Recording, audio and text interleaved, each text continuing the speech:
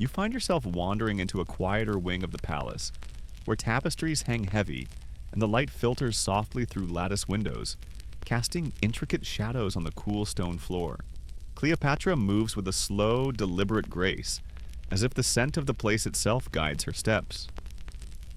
Here, she explains, was where the artisans worked. The perfumers, the apothecaries, the skilled hands that blended scents into the delicate bottles and jars you've seen earlier.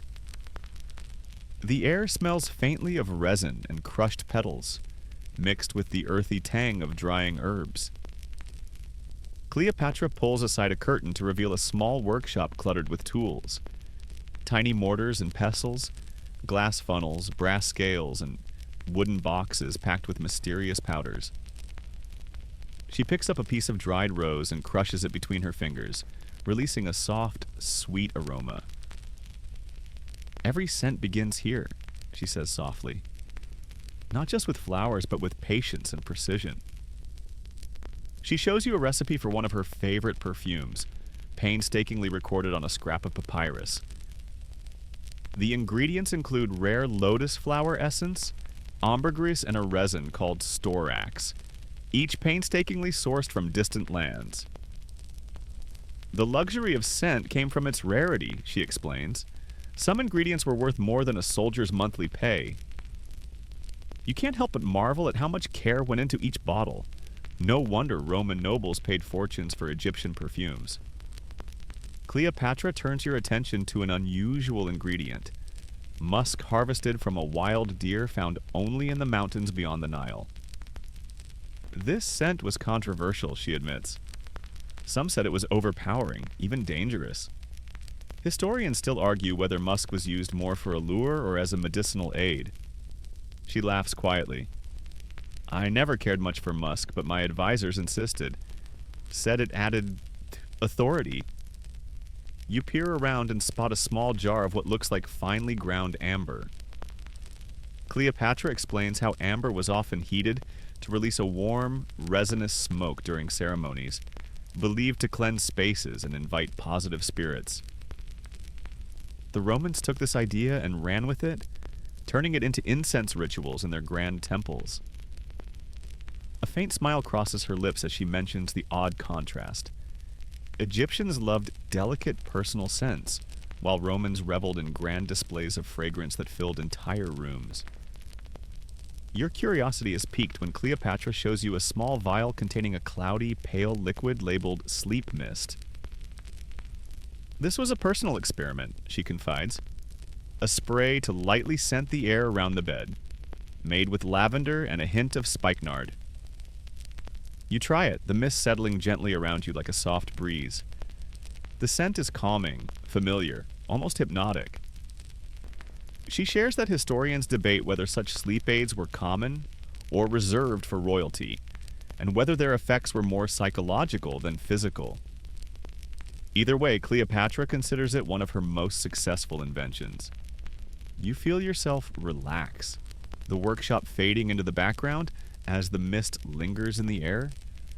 The blend of science, art, and superstition in this small room is surprisingly comforting, like discovering a secret code written in scent.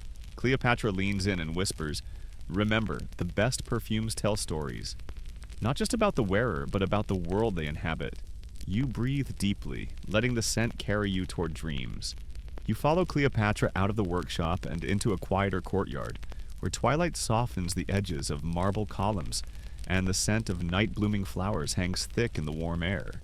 She gestures toward a small pavilion, draped with sheer curtains that flutter gently in the evening breeze. "This," she says, "is where scent met ceremony." You sit on a cushioned bench as she begins to describe the role of perfume in rituals and festivals, a vital thread woven through the fabric of both Egyptian and Roman spiritual life. She explains that scents were believed to bridge the earthly and divine, carrying prayers and intentions on invisible currents. You picture priests and priestesses moving slowly through temple halls, carrying censers filled with incense like frankincense and myrrh, their soft smoke weaving patterns in the dim light. Cleopatra notes how the Egyptians associated certain scents with specific gods, cinnamon with Osiris, lotus with Hathor. Romans adapted many of these practices, she continues, adding their own favorites like rosemary and laurel. Their ceremonies often involved elaborate processions and public displays, where scent played a part in creating awe and reverence. You're reminded of the grand Roman triumphs, where victorious generals marched through the streets amid clouds of perfumed smoke, an intoxicating mix of celebration and power. Cleopatra points to a small bowl of crushed rose petals and lemon balm on a low table nearby. She explains how these were scattered during celebrations, both for their fragrance and as symbols of purity and renewal. You ask about the use of scent in more private rituals. She smiles and tells you about personal anointing ceremonies, where individuals would be rubbed with oils and perfumes to mark transitions like marriage, motherhood, or mourning. The blending of scent and touch created a deeply intimate experience, she says, carrying layers of meaning beyond the physical. Historians still debate how much of these rituals were public spectacle versus personal spiritual practice, Cleopatra adds, noting that much of what we know comes from fragmented texts and artistic depictions. She then shares a lesser-known fact. Some perfumes were designed specifically to be worn during sleep rituals, believed to aid in prophetic dreams or communication with the divine. These blends often contained rare herbs like spikenard and saffron, mixed carefully to balance potency and subtlety. You close your eyes briefly, imagining drifting into such a sleep, soft scents swirling around you, blurring the boundaries between waking and dreaming. Cleopatra's voice softens as she adds, "Scent in ritual was never just about smell. It was about presence, memory, and the sacred breath of life." The night deepens, and the pavilion seems to hold its breath along with you. Outside, a soft breeze carries the mingled scents of jasmine and myrrh, a whispered promise of calm. You settle back, letting the gentle weight of history and fragrance lull you closer to rest. The cool night air follows you and Cleopatra as you wander through the palace gardens, now cloaked in shadows and bathed in moonlight. The faint rustle of leaves mingles with the distant chirping of crickets, and every breath you take carries the soft fragrance of night-blooming flowers. Jasmine, honeysuckle, and something earthy and mysterious you can't quite place. Cleopatra gestures toward a low stone wall draped in vines. Gardens like this weren't just for beauty, she says. They were carefully cultivated scent libraries. You step closer to a cluster of flowers with pale, waxy petals that seem to glow under the moon's silver light. Cleopatra explains these are night-blooming cereus, prized for their fleeting, intoxicating fragrance that could fill a room for hours. She leads you along narrow paths lined with herbs, rosemary, mint, lavender, used not only in perfumes but also in cooking and medicine. Cleopatra points out a small patch of spikenard, its leaves and flowers delicate and unassuming. "Rare and precious," she whispers. "It was said to calm the mind and inspire dreams." As you inhale, she recounts how the garden's scents formed the basis for many royal perfumes and personal oils. The careful blending of these plants was an art as much as a science, one that required patience and a keen nose. Cleopatra pauses at a fountain surrounded by blooming lotus flowers, their petals unfolding slowly in the moonlight. The lotus was sacred, she says, symbolizing rebirth and purity. Its fragrance was subtle but unforgettable. You ask if Romans shared this reverence for garden scents. She nods. They loved gardens too, though their taste leaned more toward citrus and pine. Roman gardens were places of leisure, politics, and poetry, all tinged with scent. You laugh softly, imagining senators sniffing lemon blossoms during heated debates. Cleopatra then shares a charming but little-known fact. Some perfumers used honey to trap floral scents before distillation, an early form of scent preservation. "Think of it as ancient floral jam," she jokes. Historians still debate the exact methods used for perfume extraction in Cleopatra's time, whether they preferred enfleurage, distillation, or simple maceration in oils. The truth is likely a blend of all. You find yourself drawn to a small patch of night jasmine, its heavy, sweet aroma wrapping around you like a soft blanket. Cleopatra explains that jasmine was often saved for evening wear, its scent said to promote relaxation and affection. The garden's scents weave together in a quiet symphony, a sensory journey through time and place. You realize how these living treasures connected people to nature, culture, and each other. Cleopatra smiles, her eyes reflecting the moonlight. To wear perfume was to carry a piece of this garden wherever you went. You breathe deeply one last time, the mingled scents settling in your mind as you prepare to leave this tranquil sanctuary. As the first hints of dawn begin to pale the night sky, Cleopatra leads you inside once more, this time to a quiet chamber filled with soft cushions and delicate fabrics that smell faintly of musk and rose. The room feels like a gentle embrace after the coolness of the garden. She tells you that personal grooming and fragrance were essential parts of a royal morning routine, designed to prepare the body and mind for the day ahead. You picture the slow, deliberate motions of attendants bringing warm water infused with herbs, small bowls of scented oils, and fine combs. Cleopatra explains that one of her favorite morning rituals involved anointing her body with a blend of oils made from almond, myrrh, and a rare flower called the Syrian iris. This mixture was said to refresh the skin and awaken the senses without overwhelming them. You lean in, imagining the silky texture of oil warmed by the sun and the subtle floral spice aroma settling onto the skin. Perfume wasn't just a decoration, Cleopatra says quietly. It was an invisible armor against the unpredictability of the day. You ask about hair care and the ancient remedies used to maintain those famous locks. Cleopatra chuckles softly and reveals that despite all the grandeur, sometimes a simple rinse with beer, yes, beer was used to keep hair shiny and clean. The Romans had their own concoctions, including vinegar rinses and scented pomades. There's a playful glint in her eye as she recounts rumors that some courtiers added crushed pearls to their hair oils for a shimmering effect, though historians still argue whether this was practical or poetic exaggeration. The conversation drifts to oral hygiene, a surprisingly fragrant affair. Cleopatra mentions the use of powdered herbs like mint and myrrh, mixed with charcoal or crushed eggshells, to clean teeth and freshen breath. The Romans, she says, had similar routines, sometimes employing urine for its ammonia content. Perhaps not the most soothing image, but an effective method nonetheless. You smile, imagining the scent combinations people carried with them. The mix of sweet, herbal, and earthy notes that lingered in breath, hair, and skin.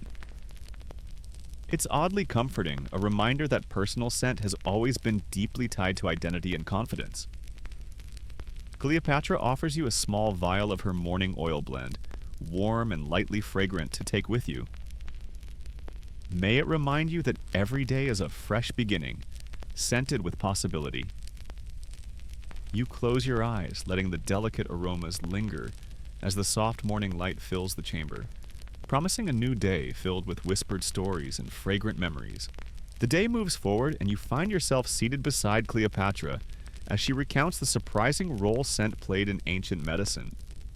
She explains that perfumes and oils were not just for pleasure, but also key ingredients in remedies and wellness rituals.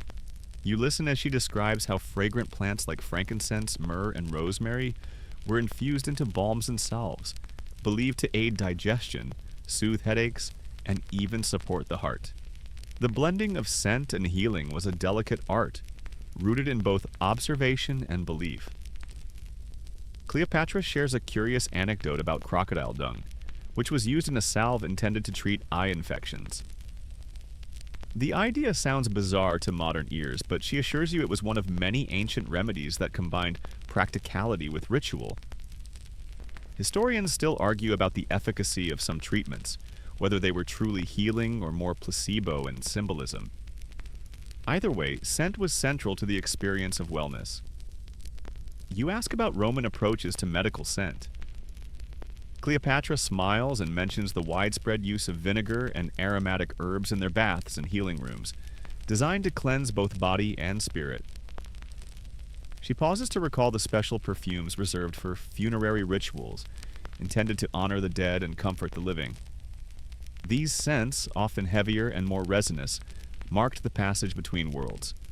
A fragrant farewell. In the midst of this, Cleopatra confesses a lesser-known fact. Some perfumes were believed to protect against evil spirits or bad luck. Wearing them was like carrying a small talisman, wrapped in fragrant mystery. You imagine the care with which these oils were applied, a blend of faith, science, and tradition. The scent was a form of communication with the unseen, a subtle armor against fear and uncertainty. Cleopatra's voice softens as she reflects on how these practices connected people across cultures and centuries. We all sought comfort in scent, whether to heal, to protect, or simply to remind ourselves we were alive. You inhale deeply, the mingling fragrances wrapping around you like a warm shawl. The ancient alchemy of scent and health feels more intimate than ever. The afternoon light fades slowly as Cleopatra leads you to a quiet chamber where shelves are lined with small, intricately carved boxes and delicate glass bottles. The storage of her most treasured perfumes. The air here is heavy with a mixture of aged wood, dried herbs, and faint traces of exotic spices. She explains that preserving perfume was a subtle challenge. The delicate essences could fade or spoil if not stored carefully.